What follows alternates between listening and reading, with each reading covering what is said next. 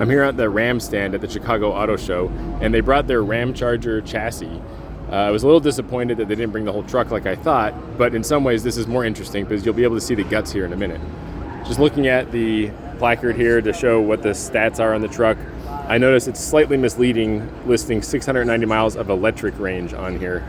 I would say it's more accurate to say it's electric range combined with the gas generator range, not pure electric. But nonetheless, it's got the 3.6 Pentastar V6, huge air tank in the front. Don't know what that's for, maybe the air suspension. You can see it's got the air suspension right here, so I'm guessing it's the accumulator or the tank for that. These fittings, I'm guessing, go to all the different corners of the vehicle that need air. The hybrid system is pretty interesting. It's not like a typical hybrid where the engine is connected to the wheels with a battery-powered motor in between.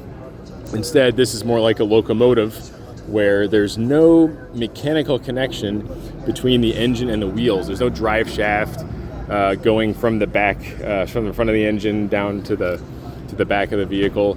Instead, what you have is the generator attached to the back of the motor, the engine rather.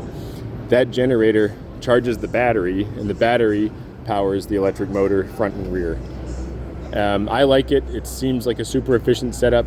In fact, I'm guessing if the engine completely fails and you still have a charge in the battery, maybe you can still drive home, which is cool. In most hybrids, you wouldn't get very far doing that. But this one has a pretty big battery pack, pretty big range.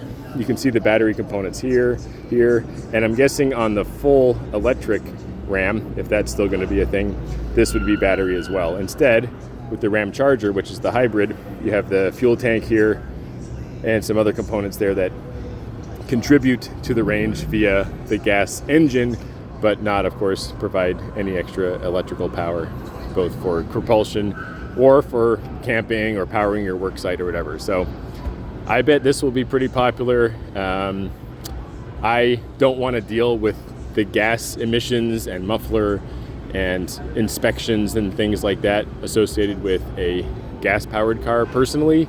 But for those that want to use this like a long-distance towing truck, or for really rural, remote areas or long-distance, daily drives, this would be a great solution for a lot of folks. And I'm glad to see it's here, and I'm glad to see it come out to the market here soon, I hope. So, interesting walk around.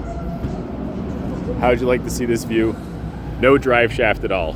I had to make sure it's actually powered through the batteries and not via drive shaft, but to confirm, no drive shaft. So, pretty cool truck.